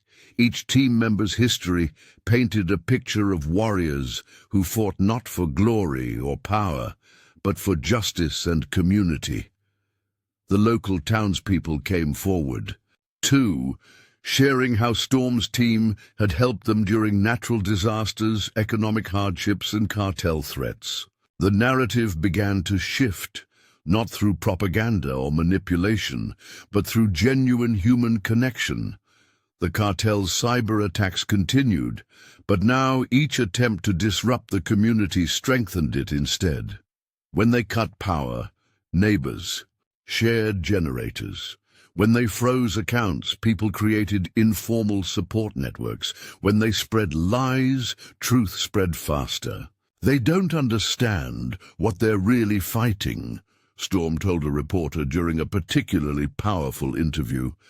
They think it's about land, about power, about control, but it's about something they can never defeat: the human spirit's capacity to stand together against injustice. The team's example inspired others. Other communities began resisting cartel influence. Law enforcement agencies, emboldened by public support, launched legitimate investigations into cartel activities. The tide was turning, not through violence, but through the power of united people standing for what was right. One morning, as Storm watched the sun rise over his ranch, he received news that the cartel's regional commander had been arrested by federal agents. The evidence had come from within the cartel itself.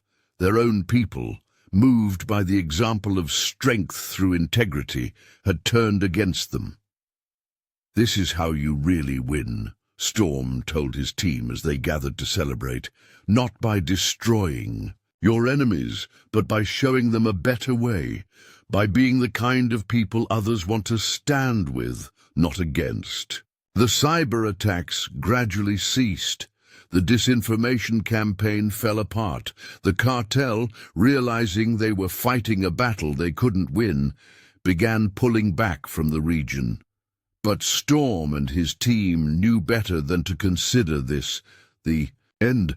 They had won an important victory, but the real work was just beginning. They had shown that a community united in purpose could stand against any threat, that truth was stronger than deception, and that real power came not from violence or fear, but from the bonds between people who chose to stand together. The ranch had become more than just a piece of land. It was a symbol of resistance, of hope, of the enduring strength of human dignity. Storm looked at his team, at the community they had helped build, and felt a deep sense of pride. They had fought not just with weapons and tactics, but with something far more powerful: the unshakable belief in the goodness of people and the strength of unity. As the sun set on another day at the ranch, Storm knew that their story would inspire others, not because they were exceptional warriors, though they were, but because they had demonstrated that true strength comes from standing together, from fighting for what's right, and from never backing down in the face of injustice. The war wasn't over, but they had won something more important than any battle. They had shown that even in the darkest times, humanity's light could shine brighter than any shadow. And that was a victory that would endure long after the last shot was fired. The message arrived at dawn, a simple envelope left on Storm's porch containing a single black playing card, the Ace of Spades. Shadow growled at the scent of the messenger, but Storm knew this wasn't a threat. It was an invitation. "The cartel's bringing in their elite unit," Phoenix explained, examining the card. "Los Espadas, the Swords. They're former special forces operators from around the world. The Ace of Spades is their calling card." Storm had heard of them. Unlike the cartel's other enforcers, Los Espadas operated with a strict code of honor. They didn't target civilians, didn't engage in torture or terrorism. They were pure combat specialists, hired only for the most challenging missions. "They want a warrior's battle," Storm realized, understanding the message. No more psychological warfare, no more collateral damage, just soldier against soldier. The team gathered in the command center to assess this new threat.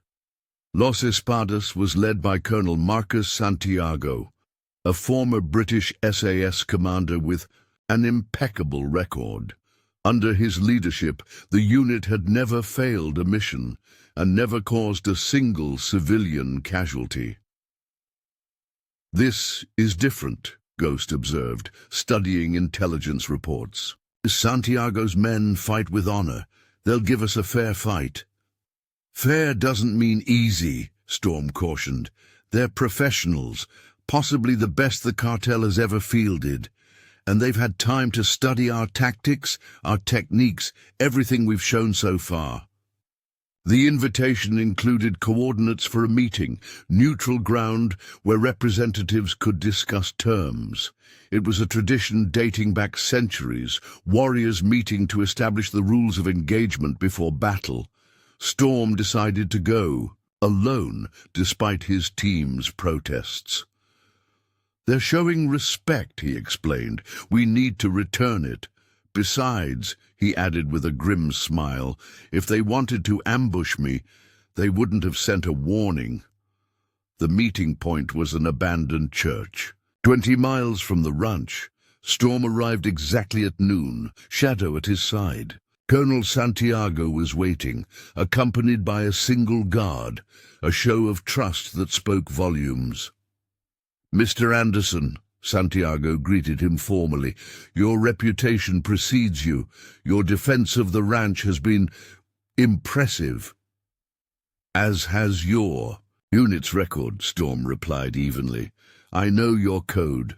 No civilians, no collateral damage." Santiago nodded. "We are soldiers, not butchers. The cartel hired us for one purpose, to defeat you and your team in honorable combat. No tricks, no terrorism, just skill against skill." They spent the next hour establishing rules of engagement. The battle would be confined to the ranch and surrounding wilderness. No outside forces would be involved. Both sides would respect. Medical evacuations. Most importantly, the local community would be strictly off-limits. 1 week, Santiago concluded, time enough for both sides to prepare. After that, we finish this, one way or another. Storm returned to the ranch with a new sense of purpose. This wasn't just another cartel attack. This was a test of everything they were as warriors. Los Espadas would come with state-of-the-art equipment, perfect tactics, and absolute dedication. The team began preparations immediately, but not in the way they had before. Instead of setting traps or planning ambushes, they focused on pure combat skills. Each operator went back to basics, honing the fundamental techniques that had made them elite warriors. "They'll expect us to fight like SEALs," Storm explained during a planning session. "So we won't. We'll fight like something they've never seen before." Over the next days, the team combined their various combat experiences into something unique. Phoenix contributed techniques from her martial arts training. Ice added elements of urban combat he'd learned in Eastern Europe. Ghost shared sniper skills developed in mountain warfare. But it was Storm who brought it all together, drawing on decades of experience in every kind of combat imaginable. He had fought in jungles, deserts, cities, and mountains. He had learned from tribal warriors, special forces operators, and martial arts masters around the world. "Combat isn't just about weapons or tactics," he taught his team. "It's about understanding the flow of battle, about becoming one with your environment and your purpose." They transformed the ranch into a combat arena unlike anything Los Espadas would expect. Instead of hardened bunkers, they created fluid fighting positions that could shift and change. Rather than fixed fire zones, they established mobile kill boxes that could appear and disappear at will. As the deadline approached, Storm gathered his team for one final briefing. "Los Espadas are probably the best fighters we've ever faced," he acknowledged. "They're professional, disciplined, and absolutely committed. But we have something they don't." "What's that?" Phoenix asked. "A cause worth dying for," Storm replied.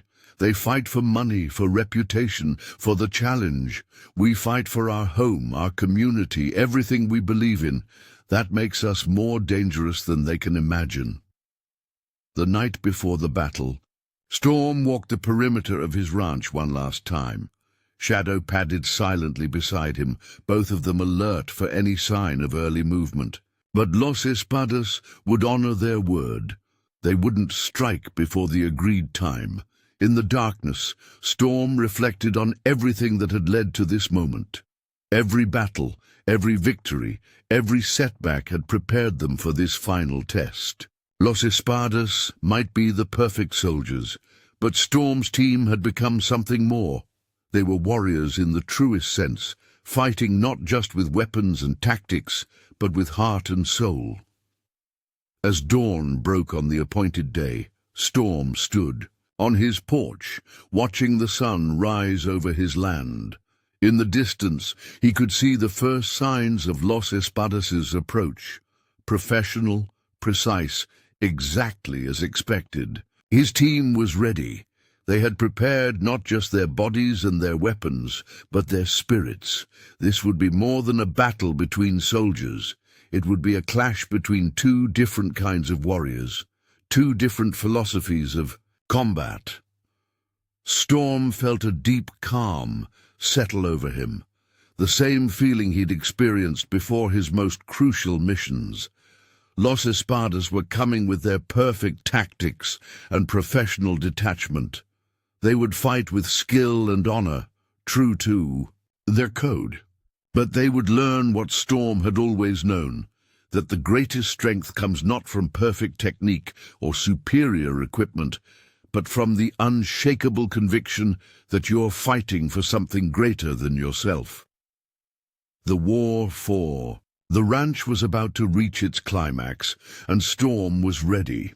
He had spent his life preparing for this kind of battle, not just as a soldier, but as a warrior who understood that true victory comes from fighting with both skill and spirit.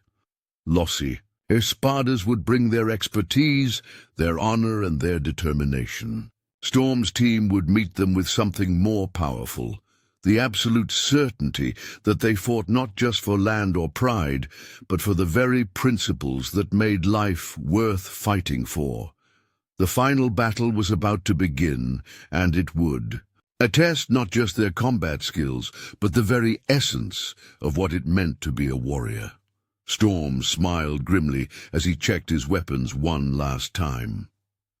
Los Espadas were about to learn that some men couldn't be defeated, not because they were better fighters, but because they fought for something that couldn't be measured in tactical advantages or combat statistics. They fought for home, for justice, for the right of good people to live free from fear, and that made them invincible in ways that no professional soldier, no matter how skilled, could ever understand. The battle began with an elegance that set it apart from every previous conflict.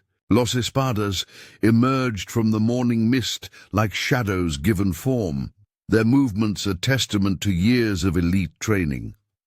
Colonel Santiago led from the front, directing his forces with hand signals so precise they seemed choreographed.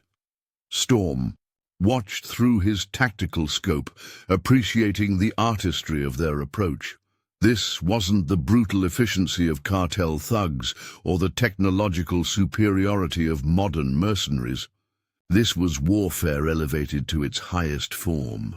"They're beautiful to watch," Ghost whispered over the comm, "like a pack of wolves on the hunt." "Remember," Storm replied, "wolves hunt in patterns, and patterns can be broken." Los Espadas split into three-man teams, each moving independently but part of a larger strategy. Their formation was perfect, covering every angle of approach, leaving no blind spots.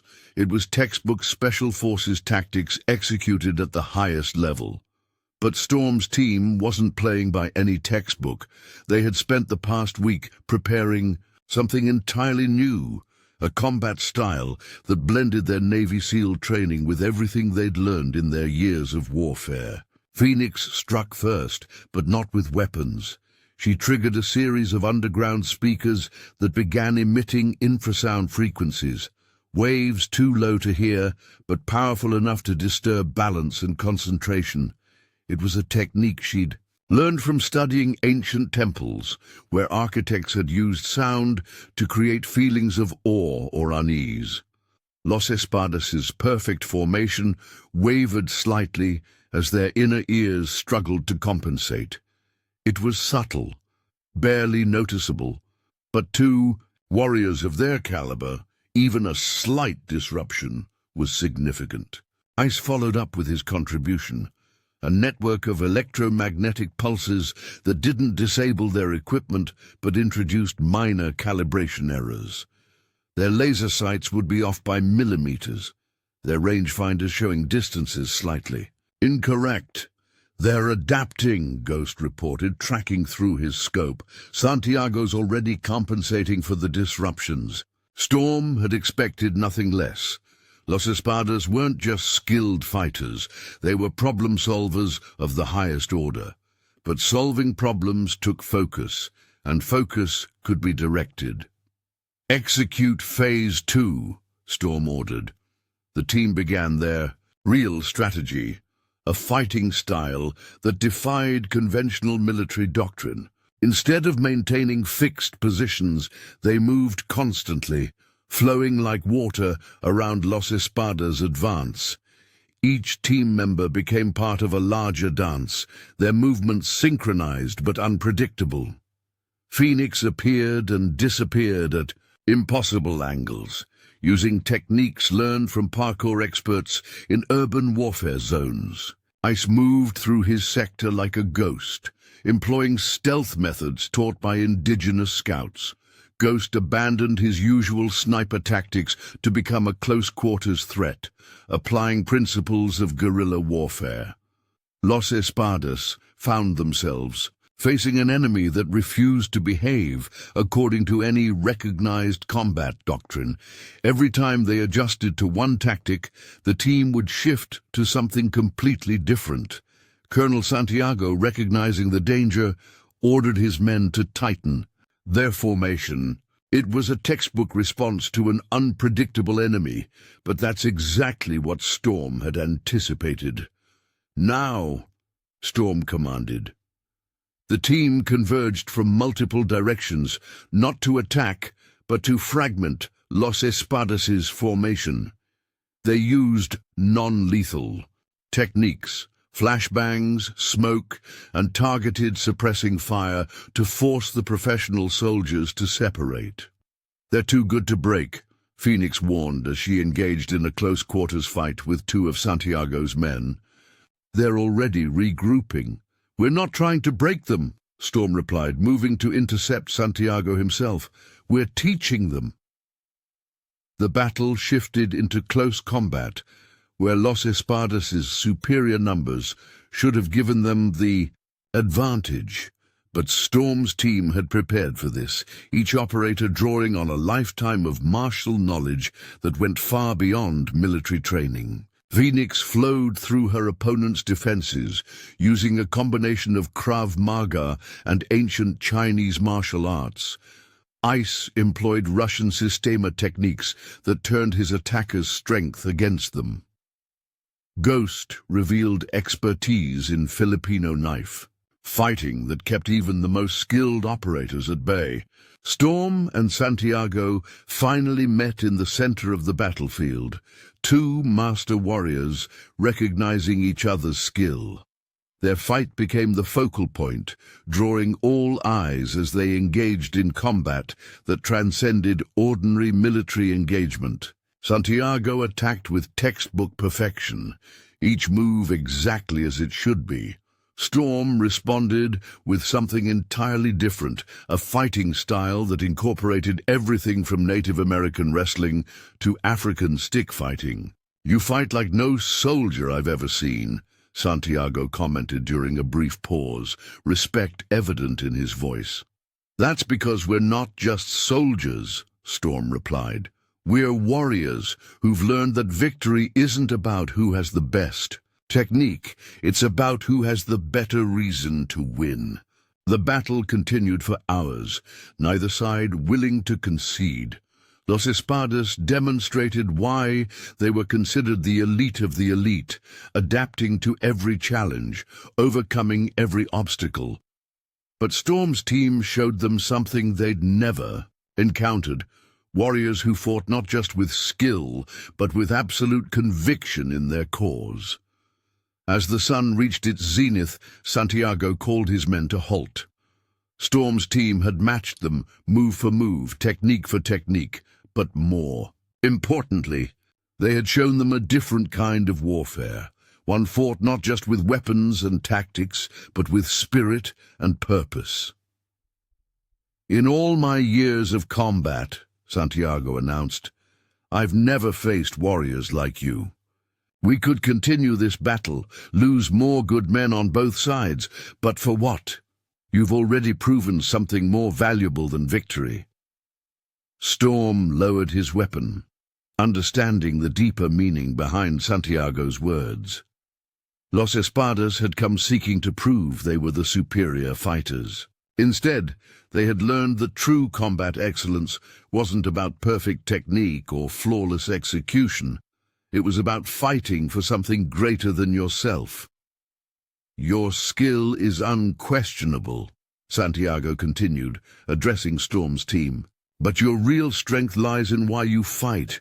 We are professionals, perhaps the best in our field, but you are something else entirely. You are warriors in the truest sense." The battlefield fell silent as Los Espadas began to withdraw. They left not in defeat, but with a new understanding of what it meant to be a warrior. They had come seeking victory and found wisdom instead. Storm gathered his team, each of them, bearing the marks of intense combat, but standing tall with pride. They had faced the best soldiers money could buy and showed them that true warfare wasn't about who had the better training or equipment. It was about who had the stronger spirit. As the dust settled on the battlefield, Storm looked at his ranch, at the land he had fought so hard to protect. Every battle, every challenge had led to this moment, not just a victory over their enemies, but a demonstration of what it truly meant to be a warrior. The cartel would learn from this.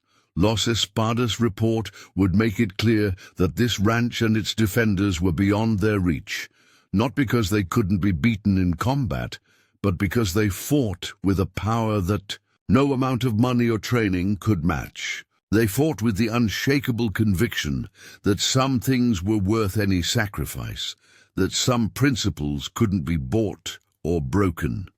And in showing this truth to their most formidable opponents, they had achieved something greater than mere victory. They had demonstrated the true meaning of warrior spirit. 1 year after the battle with Los Espadas, Storm stood on his porch, watching the sun rise over a transformed landscape. The ranch had become more than just his home. It had evolved into a symbol of resistance and hope for the entire region. The cartel's influence had waned, their power broken not just by military defeat, but by the example Storm and his team had set. "Hard to believe it's been a year," Phoenix said, joining him with 2 cups of coffee. She handed one to Storm, her eyes scanning the horizon out of habit. Old instincts died hard. The ranch had changed. What was once a simple cattle operation had grown into something extraordinary. The barn now housed a training facility where Storm's team taught local law enforcement and civilians the skills to protect their communities. The fields had become proving grounds where people learned not just combat techniques, but the principles of true warrior spirit. "Got another group coming in today," Ghost called out, emerging from the command center that had remained operational. "Former special forces, looking to learn our methods." Storm nodded, a slight smile crossing his weathered face. After their victory, word had spread through military and law enforcement circles. Warriors from around the world sought them out, not just to learn their fighting techniques, but to understand the philosophy that had allowed them to defeat seemingly insurmountable odds. "They're not just coming for the training," Ice added, joining them on the porch. "They're coming for the story, the legend of how a handful of operators stood against a cartel and won." The legend had grown, but Storm knew the reality was more profound than any tale. They had won not because they were better fighters or had superior tactics, but because they had discovered something more powerful than any weapon, the unshakable strength that comes from fighting for what you believe in. Inside the renovated house, photos lined the walls, not just of their battles, but of the community they had helped build. Pictures showed local farmers working together, children playing safely in streets once controlled by criminals, and families rebuilding their lives free from fear. Shadow, now graying but still alert, padded up to Storm's side. The dog had become as much a part of the legend as any of them, his loyalty and courage inspiring stories of its own. "Colonel Santiago called," Phoenix mentioned, checking her phone. "Los Espadas has officially declined all future cartel contracts in this region. Apparently, they're too busy with their new training program, teaching military units about the importance of fighting for something more than money." Storm wasn't surprised. The battle with Los Espadas had changed both sides. The professional soldiers had encountered something they'd never expected, warriors who fought not just with skill, but with soul. That encounter had transformed them, from mercenaries into teachers, spreading a new understanding of what it meant to be a true warrior. The ranch's success had inspired others. Similar operations had sprung up across the border regions, each adapting Storm's methods to their own situations. The cartels found themselves facing not just isolated pockets of resistance, but an entire network of communities that refused to be intimidated. "We've got visitors," Ghost announced, nodding toward the entrance road where a cloud of dust marked approaching vehicles. But these weren't cartel SUVs or tactical vehicles. They were ordinary cars and trucks, carrying ordinary people who had heard the story and come seeking something more than just self-defense training. They came seeking hope, inspiration, and the knowledge that ordinary people could stand against seemingly unstoppable forces. Storm watched them approach, remembering how it all began. He had simply wanted to protect his home, to honor Maria's memory by preserving the ranch they had built together. Instead, he had helped spark a movement that was changing the entire region. "You know what makes this different?" he asked his team, though they already knew the answer. "We didn't just teach them to fight. We taught them to believe in something bigger than themselves." The transformation wasn't just in the physical security of the region. It was in the way people carried themselves, the pride in their eyes, the confidence in their steps. They had learned that true strength didn't come from weapons or tactics, but from the courage to stand up for what was right. Storm's team had evolved too. They were no longer just former Navy SEALs defending their home. They had become teachers, mentors, and living examples of the warrior spirit they sought to instill in others. Each of them had found a new purpose, a way to continue serving even after leaving the military. Phoenix had developed a program specifically for women, teaching them not just self-defense, but leadership and community organization. ICE focused on teaching young people about technology and security, showing them how to use their skills for protection rather than crime. Ghost worked with law enforcement, helping them develop more effective and ethical tactics. As the first vehicles pulled up to the ranch, Storm saw the mix of people he had come to expect: law enforcement officers seeking better methods, community leaders looking for solutions, and ordinary citizens wanting to make a difference. Each of them carried a piece of the story, spreading it further with every retelling. "Remember when this was just about protecting the ranch?" Ice asked, a hint of amazement in his voice. Storm nodded, but he understood now that it had never been just about the ranch. It had been about standing up for what was right, about showing others that they didn't have to accept the rule of violence and fear. The ranch had simply been the beginning, the catalyst for something much larger. The day unfolded like many others now. Training sessions, strategy meetings, community gatherings. But underlying every activity was the fundamental truth that had made their victory possible. The understanding that true strength came not from superior force, but from unwavering conviction. As evening approached, Storm stood once again on his porch, watching the sun set over his transformed land. Shadow sat beside him, both of them content in the knowledge that they had helped create something lasting. The cartel's power had been broken not just by force of arms, but by the power of example. They had shown that ordinary people, armed, with courage and conviction, could stand against any threat. That legacy would endure long after the battles were forgotten. "You know what Maria would say about all this?" Phoenix asked softly, knowing how Storm still thought of his late wife. Storm smiled. "She'd say we did good, that we turned this ranch into exactly what she hoped it would be, a place of healing, of strength, of hope." The ranch had become more than a fortress or a training facility. It was a beacon, showing others that resistance was possible, that evil could be overcome, that ordinary people could become extraordinary when they fought for something they believed in. As darkness settled over the desert, lights began to appear in the distance, not the threatening headlights of cartel vehicles, but the warm glow of homes, where people now lived without fear.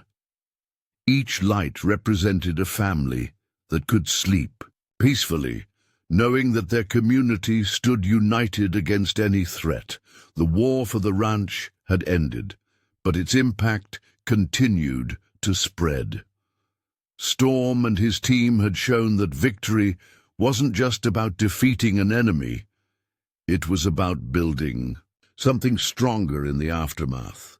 They had created not just a safe haven, but a movement that would continue to grow and inspire long after they were gone.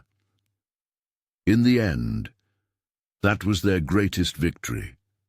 Not the battles they had won, but the hope they had inspired.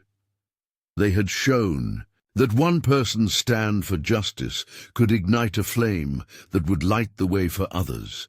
That courage was contagious, and that the warrior spirit, once awakened, could never be extinguished. The ranch stood as a testament to that truth, a living monument to the power of unwavering conviction and the strength of the human spirit. And in that truth lay the real story, not just of a battle won, but of a legacy that would endure for generations to come. Up next, you've got two more standout stories right on your screen.